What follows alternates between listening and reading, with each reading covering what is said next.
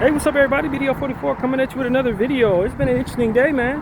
I ain't gonna lie, not a bad one, but just very interesting because I was getting ready to pay the room, and I come out the room and see a notice on my door saying, "You got to leave this room because we're gonna be doing some major electrical work, and we can't have anybody inhabiting this room." So what that did was immediately make it so that I had to pretend like I'm leaving to go to the motel on a whim. But I talked to the guy at the front desk. He was easygoing. He said, man, we don't have nothing available right now, but something will open up in the day, and when it does, I'll just slip you right into it. Nothing should change. So I've been displaced before in the middle of the contract. That's not new. And this is the second time that's happened, actually. So they put me in a room where they had already done all the work. So yeah, I was able to switch rooms and got my Laker video done. Of course, it's already uploaded. Ate breakfast, did all the normal stuff, paid them. All that is done. So just wasn't expecting that. Had to kind of zip all my stuff up and pack it all up, and it took about an hour to do all of that. And I had extra time, because he wasn't quite ready for me anyway. They weren't even going to move in tonight. He said I had a choice, but I had already packed up at that point. By the time he told me, "Hey, you can move out tomorrow if you want," I'm like, "I'm already packed up. So if you got something for me today, let's do it today." You know what I mean? So ain't no sense in unpacking and then packing tomorrow. No. If you got a room that I don't have to be displaced from after this, put me in it. So we're able to get that done, man. So it's probably like 2 o'clock right now. I've been doing much better about getting up earlier, as I said I wanted to do. Got up at like 9 this morning after having the last cycle, getting up at like average of 10:15, 10:30. That is not gonna cut it. But getting up at 9 made it so that I was able to do everything that I needed to do, and still have time to do all of that, for which was unforeseen. So a lot of fortunate stuff going on there. Now I'm about to go down to Trader Joe's and pick up a bunch of stuff that I need. Get back here in time for the Laker game at 6 o'clock. And that'll be how the day goes, man. So just woke up fortunate, and it's funny because I was meditating a little bit this morning as I woke up, and I felt something different from the Lord. It was a different vibe. It wasn't just everything's okay. It was like something is to prepare for. Something to prepare. It was like something's about to happen, but I got your back. Don't worry about it. I'm like, And so I thought about it again. I was like, and I went back into that meditative space, and I'm like, I don't expect anything. What is there to expect? And then now it all makes sense. That was what was coming. You gotta pack up and get out of this room. But like, this is one of them situations where, as I told you guys, the room that I was in was the room that he had given me the previous cycle. So it was like this was my 4th week in that same room consecutively, and that room didn't have the greatest shower, man. So what it ended up doing was being a blessing that they kicked me out of that room early, because I was complaining in the shower this morning, like, yo, this shower it ain't cutting it. It ain't a good shower. Like, you know what I mean? The water doesn't come out as strong as it needs to. You barely tap the thing and it goes from warm to hot, so it's kind of hard to find that good temperature. And sometimes when somebody else is using the water in the building, you don't get a lot of power behind the water, so it's not a good shower. And so that was something I was thinking about as I was getting out of the shower. I was like, Lord, thank you for getting me used to being in this shower. It ain't the greatest, but thank you for allowing me to just get, conditioned for its flaws, so to speak. Hour later, I'm being pulled out of that room. So I was very thankful. And I didn't complain when he put me back in the room either, even though I was so very happy for the last cycle to end, just because of that one reason. But that room had some good things about it too. So I took the good with the bad, like I always do. And so I can tell you that I felt like I did more art in that room in the last 4 weeks than I had probably in a lot of different rooms. Knocked out 9 playlists in this room that I just got out of. So it was definitely, I was motivated for certain in that room to do art. The lighting was good, probably better than the room I'm in now. So, and I haven't checked the room I'm in now shower, so for all I know it's worse. I don't know. But I can tell you that I had gotten tired of that room. So I'm glad to be out of it.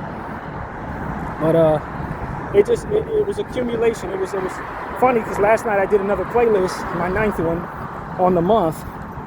And I went over all the playlists that I had done, just looking at all the art and stuff. And I'm like, man, we really did accomplish a lot in this room. And it was almost as if my spirit knew this was the end of that room. Although I had no intentions of leaving the room at the time, it was almost like I was thinking about all that I accomplished in that room as if I was going to be leaving when there's 2 weeks left on the contract. And I knew today was payday, but this is week 1. So, but it all came together, man. It all came together. That was the end of that room. I did it. I did my time in that room, that 4-week period, and then bad showers. I'm happy to be out of it in a different part of the property. And that's another thing. I'd been down that same hall since basically October, I think. Like, they kept us down that same hall. I guess what they're doing is, since they're doing a lot of work in the room, on the building, all of their regulars, they want to keep them in a certain spot to keep it easier to keep up with people, keep us all in the same little corner of the property. So this is actually the first time where I'm somewhere else on the property in damn near 3 months, almost 4 months. So I'm very happy about that. Very happy to be out of that room. Very happy to be out of that hallway. Pretty sure they'll put me right back down there in 2 weeks, but at least I'm closer to the entrance and the exit, so to speak. Closer to the laundry room. But it's cool. It's a good spot. I'm happy with this bit of change. So yeah, man, we'll now get ready for the next 2-week period. Obviously, it won't be an extra week attached to it. It's an extension of the same contract. So I only get this room for 2 weeks. I'm happy. And they get a chance to do the work that they need to do without like doing it while I'm in the room, because it's a lot of work. I saw them doing the work that they're going to be doing on the room that I just left in a different room yesterday. I'm like, man, this ain't just it didn't cross my mind that they would need me to leave the room in order to do the work, but it looked like that. I should have thought that. It was like 4 or 5 people hovered around the entire window area, and they were like doing drilling and stuff like that. You're not exactly going to be in that room when they're doing that work. So, yeah, man, that's kind of how my day is going. This is a very new kind of unexpected type of day. But just like, that's the theme of this week, though. That's the theme of this week, because y'all remember what happened last week. And I looked in my wallet, my ATM card wasn't there, and then I had that whole ordeal in the rain where I had to go all the way to Inglewood to get the ATM card. That was nonsense, man. But it worked out. And that's kind of been the theme. The Lord's just continuing to work things out. There's a lot of unforeseen things that you have to adjust to, but it really ain't much of nothing. To be honest with you, it feels like it's something when you have things uncertain. But at this point, it's just like, okay, well, when I look back on it, it was like, yeah, everything worked out just fine. Could have went one way or another, but it worked out. So I'm not complaining at all. And I'm very happy about how it went. And I'm very happy about the experiences. It's good to do some things that are different. So like I said to you guys, I think a month ago or so, life is starting to become a bit monotonous, just in general. Start feeling a little cooped up in that room last cycle. Wasn't really leaving. Laker games every other day. It's just a lot of routine, but it's, there was really no excitement. I guess that's what the Lord's been putting in my life over the last couple of days. Just things that I didn't see coming. And so I kind of welcome it, to be honest with you. Not the worst thing in the world, considering. So yeah, man, that's what's going on with me. There's some things that we didn't get a chance to talk about because I haven't been out here doing my therapy sessions and all of that. But it was an award show of the BAPS. I'm not familiar. It's in a UK award show, and I gathered that they were promoting or giving an award to, or a combination of both, of a movie that centers itself around an individual with Tourette syndrome. And, naturally they had the individual in the house for the award show. And Michael B. Jordan and what's the other guy's name? Delroy Lindo were getting on stage to do, I guess they were giving that particular movie an award, or speaking on the particular movie that this was. when the guy with Tourette's in the middle of this award show decides, or his Tourette's acts up, I guess it's not his decision, but he uses the N-word. Now, they didn't edit it out from what I understand. The version that I actually saw had been edited out since, but I guess it was a 2-hour delay on it, so they could have very easily edited it out, and they didn't. From what I understand, he also was struggling with his Tourette's all night long, saying certain things to people. He had said some some homophobic slurs, I guess he said, and he had used the N-word in regards to someone else as well on the way in, I think, or something like that. So it's Tourette's syndrome, like, I guess, I'm a little ignorant when it comes to Tourette's, but I've seen people with it, so I'm not really surprised when they can't control things that they say, and those things are awful. Now, why is it that so many awful things are what come out? I'm not really certain. I don't really know. I was listening to Dr. Mark Lamont Hill on Joe Budden talk about it. He was essentially saying that part of your brain that censors, that makes it so that you don't say awful things, in their brains, I guess, is broken. So it not only makes it so that you could say those things, but you're likely to say them. The most horrible things are what is often said. And so this is not my first experience seeing someone with Tourette's. I've seen it in person a couple times. I've seen it on TV several times. So my sensitivity to his situation is a bit more present than what I think a lot of people were feeling when watching that, to be honest with you. The black community.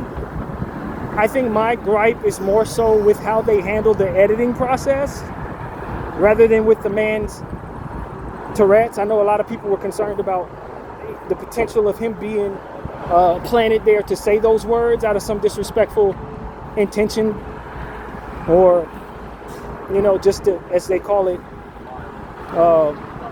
engagement farming, trying to get people to pay attention to what it is the conversation is. And so I respect that is always something to be skeptical of.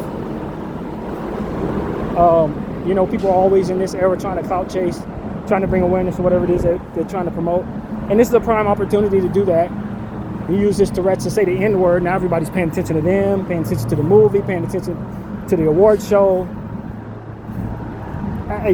This could have been that, but it's bulletproof in a sense that you're never going to hold him accountable for it because he has Tourette's syndrome. So, like, I went through it in my head a couple times. I went back and forth, saw some things on Facebook that I agreed with. I heard his response and what he said, and I try to be as reasonable, as sensitive, and as open-minded as possible. Always leaving it in the back of my mind that something could be manipulated for my disrespect, but also leave room for the fact that not everything is centered around our people and the disrespect pointed at us. And sometimes things are greater than us. Sometimes the evil's in the details of the circumstance, and there is no one to blame. And that anybody who otherwise does do blaming could put themselves in a position to be the guy that's wrong in the situation, or the gal that's wrong in the situation. It's just the presence of the devil in the circumstance. And indeed, the devil is present in that. That's obvious. I think, in my own little speculation, I think there probably is something spiritual attached to that syndrome. If it's going to make it so that people are constantly saying horrible things, there probably is something demonic to that. It probably is. But in a world that doesn't look at things from a spiritual perspective, you just have to say, well, he has a syndrome. He's a disabled man. They did, from what I understand, place a disclaimer before the ceremony stating that this person was present and that this is something that he cannot control, and it is to be expected that he's going to say things that are going to offend, and that it doesn't represent his point of view, nor does it represent the organization who's throwing the award show's point of view on any subject. So I guess you got to work that into the equation as well. They prep everybody for that. But my frustration is just the editing process. the editing process and what they prioritize. You know, from what I understand, there was a man in that same award show that got up on stage and said some Free Palestine rhetoric. And they edited that, which I obviously disagree with as a pro-Palestinian person, resistance person. That's not a secret to anybody who follows me. You know how passionate I am about that subject. But if they felt the need to edit him, why didn't they edit these very disrespectful words pointed at black people? They would be offensive and hurtful, one would think, right?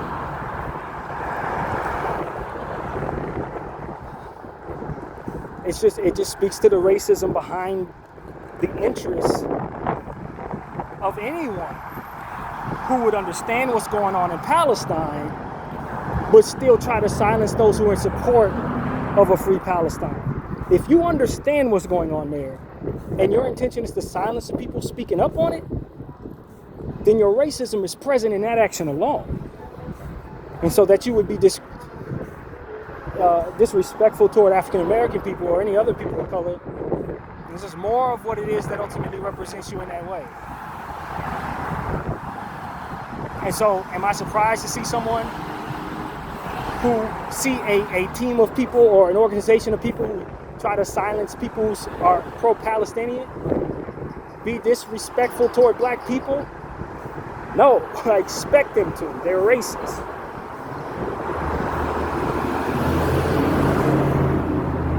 And so that's really what it is. It's very clear. And these individuals who do this, they need to understand that that's exactly what label they're putting on their back when they act this way.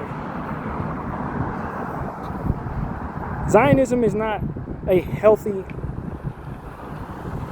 position to take in this era right now. And when you hear the definition of Zionism, it's essentially the belief that Jewish people deserve a land of their own. That is not wicked. I believe that all people should be able to have a land of their own, but it doesn't necessarily mean that in order for them to receive it, that they displace someone else in order to have it.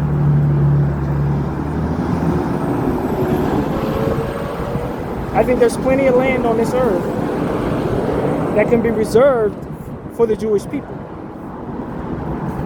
I don't think any land would be good enough. I think they want the Holy Land. I think that their ideology has proven itself to be so anti-Christ that it's specifically important for them to harbor the land that Christ once lived. And to furthermore destroy the people that Christ was represented with. And that's what I think is really going on. That's what this is proving to me. They weren't going to carve out some land uninhabited in Australia or something, some jungle land. They weren't going to carve out somewhere in Iowa that's nothing but farmland for themselves. They were never going to do that. They had to have something special. They had to have something important. They weren't going to snatch up some faraway land in some random desolate area. No, they needed to have Jerusalem. And so if they're going to update the reality of what Zionism means, it means that Jewish people should have a right to Jerusalem at the expense of Palestinians. That's what Zionism should be updated in regards to the definition of it. They update the definition of other words. Why won't they update the definition of that? They amend the definition of other words. Why won't they amend the definition of that? Because it literally means just that. And anybody that doesn't agree with them apparently is anti-this, anti-that. And because I have a desire to see people not displaced, suddenly I'm a bad guy based on their definitions. I think that needs to be updated. I believe that needs to be updated right now. And so, at this point, it's just like me personally, you're talking to somebody who's currently being more or less monitored by Meta, Facebook. I don't know what it is, one of the many things that I probably posted on Facebook, but now they're limiting my ability to show support to others, which is a weird thing to do. I can only hit the like button between certain hours. I can only hit the love button, so to speak, between certain hours because of something that I posted. They're not limiting my ability to post. They're limiting my ability to show support to other people. That's a weird psychological intention to work into your algorithm as it pertains to monitoring and policing other people, to make it so that you can only support people at a certain time in the day. So all of my followers can only get likes from me between certain hours? And you think that's supposed to discipline me against supporting something that you don't appreciate? It's psychological, people. That's what I'm here to tell you. That is psychological. That ain't got nothing to do with support, and everything to do with psychological whippings that come from them not being pleased with my position on things such as what it is we just talked about. Me not being pleased with them pushing forward the agenda of Zionism onto the rest of us. A racist agenda. I'm a black person. Why am I going to support a racist agenda? I'm a black person who has Native American heritage. Why am I supporting colonization? Why would I support? That doesn't make any sense. Although there are many people with my skin who do not make any sense in that regard, I am not one of them. And so what I likely did that they didn't like was post something that supported Palestine or condemned Zionism.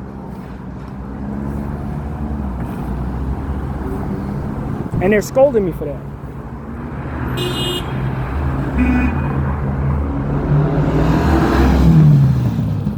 I don't want to tell everybody who follows me, you can scold me for that for 100 years. I'm never going to care.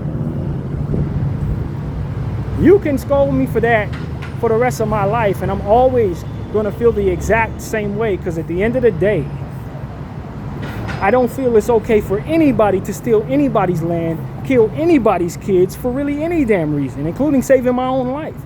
As a grown 41-year-old man, I'm not going to tell you to kill a bunch of kids if it's going to save my life. I'm going to tell you, thank you for allowing me to live, Lord. I'm getting up out of here. If it requires children to die for me to survive, I've lived my life. I'm good.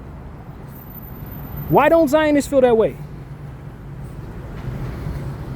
Why don't Zionists feel that way? Why do they feel that children deserve to die in order for them to survive? That's wickedness. They've normalized that wickedness, and they want to normalize it further, and there's no way we're going to do that. You can't tell me that killing a bunch of kids is going to make you safer. Especially asking me to forget or not acknowledge what it is you've done to make it so that those people would be picking up arms against you in the first place. First, you decided you were going to take the land that you deem is yours, displacing those individuals and putting them through a great deal of horror, a great deal of pain in order for that to be accomplished. First came that decision and those actions. Then came their resistance and whatever came after. It's not simply you being attacked. And we need to normalize and hold Zionism to task for that exact understanding, that they cannot force us to forget why all of this is in place. That you can't ask us to be as stupid as to not acknowledge why things are taking place. Why October 7th allegedly went down the way that you said it did. It's because you spent 75 years practically torturing these people, making their living conditions as difficult as possible, smearing them out to be the worst people in the world in that process. And they had enough of it and found their strength to rise up against that behavior. Then came all of the different things that you ultimately can't accept and want all of us to align with. No, this is not just whatever happened to you. It's what you did to these people first. And that they want to have an intellectual conversation about the accountability necessary eats away at their credibility. At best, obviously. But that somebody doesn't want to have accountability makes it so that you don't really want to hear what they got to say in other areas. And so too with the ruling powers of this earth when they try to colonize an entire place. And displacing thousands of people and killing thousands of people in order to accomplish it. If you're not willing to tell me, yo, unapologetically, I believe I should be able to take this land, and this is the means from which I'm going to take it, and we demand that you align with us because we control everything, and that is what it is, and be grateful because we've given you so much in that process. That's literally the only thing that people would accept from them. But they don't have the dignity to say that, and because of it, they're not going to get any support. They want us to live in that space without the rhetoric behind it. They want to feed us false rhetoric while we live in that reality. And that in and of itself is psychological cruelty. And I have every right as a human being to acknowledge it. Every right as a human being to not be pleased with it. Every right as a person of color to see that my people's plight is in their circumstance. I have every right to say that. And I'm not going to let people who refuse to acknowledge accountability and truth scold me about being comfortable with the truth. I'm not going to do that. And I understand we're living in a world where if you own something and you control it and you can do whatever you want with it. That's what we've all agreed to in civilized society. He who owns the place makes the rules. I understand that. But at some point in time, you got to realize where the devil got into the cracks of that ideology. That ownership has allowed this to be something that we are normalizing when it shouldn't. It shouldn't be no exceptions to the rule in that regard. If you find with harming children and displacing people and lying to people, then we shouldn't honor the fact that you have all the money in the world and that you have all the power in the world while doing so. You should forego your power and your money when you show a certain space from which dignity is no longer held. There comes a environmental responsibility conversation that needs to be had about where our power lies and whose hands it's in. And if we're going to live in this world, we need to be responsible enough to assure that those who have the most power also harbor the most responsibility, also are most wise. It ain't enough to just honor whoever has it. Sometimes it's in the hands of the wrong people. And if the environment, humanity itself, doesn't govern that properly, you get what we have right now. We've been irresponsible in our ability to honor ownership, that we've allowed it to swallow us up. Our consistency in honoring ownership and power has allowed a devil in the room that could eventually devour us all. And if the object of the game is to earn our way to death, then we've lost the plot. The object of the game is to first survive so that more game can be played.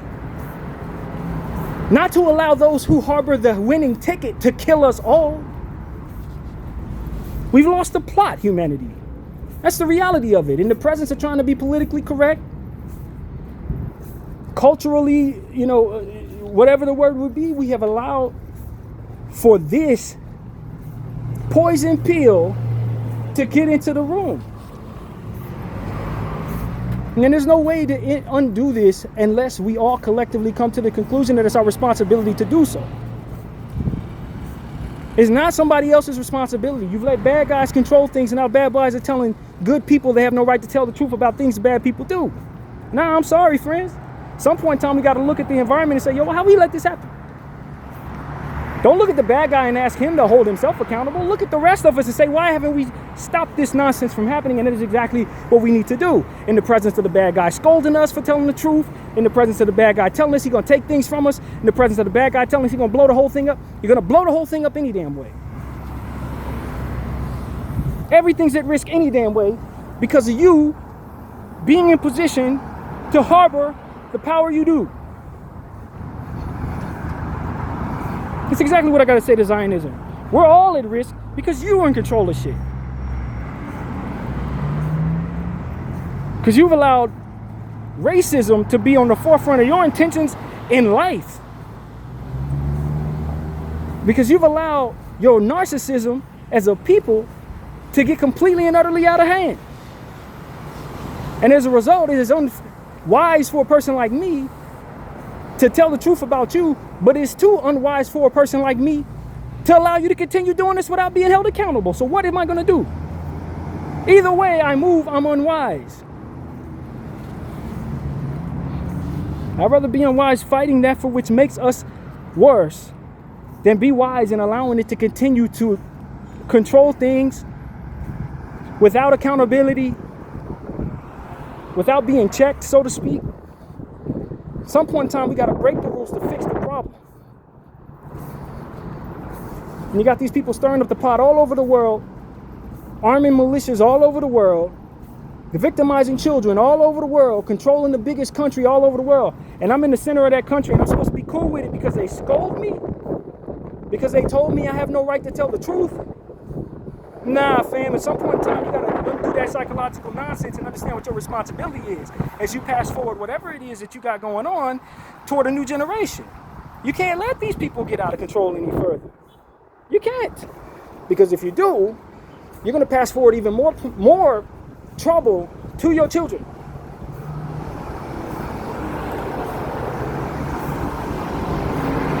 I'm not allowing Zionism to trick me out of my moral understanding and my alignment with God. I spoke to God this morning. He told me some things were going to be different about my day. As they played out, they were. That's who I'm looking to scold me for whatever right and wrong is. Not these grown men who victimize children. No, they're not going to be able to tell me that I'm wrong for telling the truth about them victimizing children. They ain't going to sit up here and tell me I'm wrong for telling you guys that these people have no business controlling so much because they're not wise enough to not destroy everything. Having us fighting one another and them for the sake of their decision making. This is not reasonable. It's not sustainable. And it's our responsibility to put an end to them. It's not our responsibility to continue to adhere to them and heal to them and respect their ownership and everything that keeps them propped up. Because if you allow that to happen, they're going to continue to poke the bear, and eventually that bear is going to strike. Today it's Iran, tomorrow it's going to be China, it's going to be somebody else the next day. They're not going to be happy until everything that we know and find to be pure is under rubble, just like Gaza. They're not going to be pleased until they destroy the whole world, including themselves in it, man. Being afraid of them just makes them more dangerous. Speaking truth to power makes them more concerned about what comes next, and they need to be. Just like we need to be if we continue to allow them to control things without any repercussions, without any accountability. If you're comfortable with the world coming to an end, then why are you a functioning member of society right now? Because you know if you let these people control things, they're going to continue to do things the way they are, and eventually we're going to be under rubble. Why even be a functioning member of society? What's keeping you from doing the worst things you want to do in your life? If you know that the end game is for us to be all messed up anyway because of them controlling things, why the hell are we good people in the first place?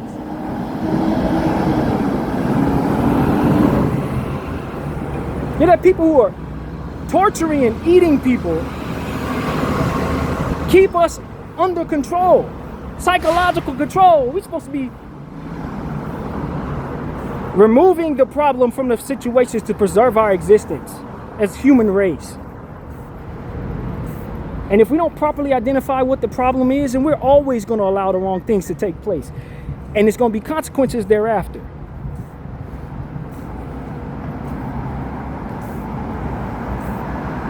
That's the reality of it. We are passing forward this reality to our kids, man. And I don't blame our kids for disgracing all of us for allowing it to get this bad because we weren't effective. Effective is the word. Too busy honoring ownership, too busy worried about the short-term losses that could be taken, too busy worried about being outcasted by our individual groups and friendships and looking crazy in the presence of individuals who are all under the same damn tyranny without actually knowing it. This is not something to sit back and be idle in regards to. I've seen what they did in Gaza. I've become aware of what they did in Sudan. I've become aware of what they're doing all over the world. I've become aware. And if I allow their power to scare me into submission, they're going to even get more and more tyrannical in their actions. This does not end here. I seen what they did in South America.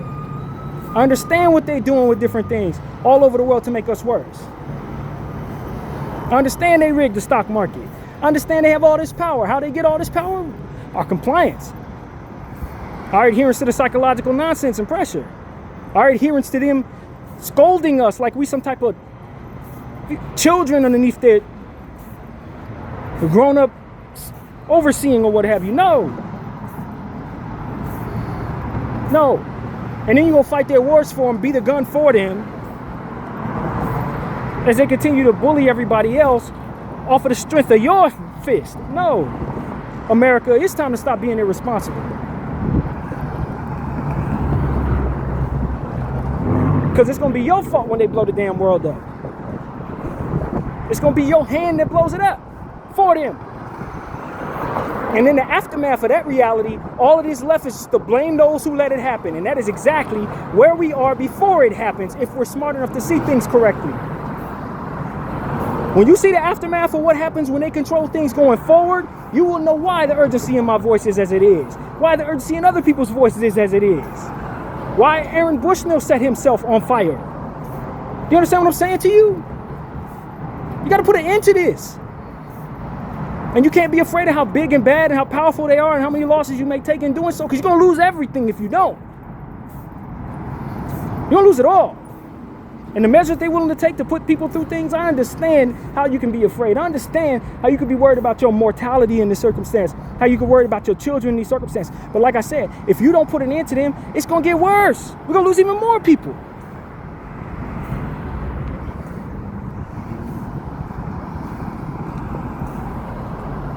When you let them take over other countries, like they've taken over yours, it's going to get worse. They're going to be more evil. And they're running around fat and happy because they feel like they've won the game. But again, I spoke to God this morning. He still exists. That's what I want to tell all of you. I spoke to God this morning. And he gave me some foresight of what was to come in my own little life. As to confirm that he still exists and can give us some foresight as to how to handle what comes next. And to not be afraid of those who are making threats, who can't whisper in your ear in the morning that something's going to change later on for your day. They can't do that. They don't have that power. I didn't have a Zionist knock on the door this morning and say, hey, get ready for what's about to come. No, they don't have that power. Devil don't have that power. You understand what I'm saying to you? They are mere mortals in the presence of his reality. That's why I don't fear them and what it is they control. Because I understand there's something greater than them, and that for which is greater than them has my back. And has yours too, if you're willing to align with him. The hell can devil do in the presence of the Lord himself? I can tell you, not much. And I tell you right now, I wouldn't exist at all if God didn't exist. You wouldn't have this voice here at all telling you any of this if he didn't exist. That's the point. That he even put somebody out here who would be this way. Speaks to his presence and his willingness to destroy that for which is coming to destroy what he created. They are in the crosshairs of something greater than themselves. Video 44, I thank you all for watching. I'm out.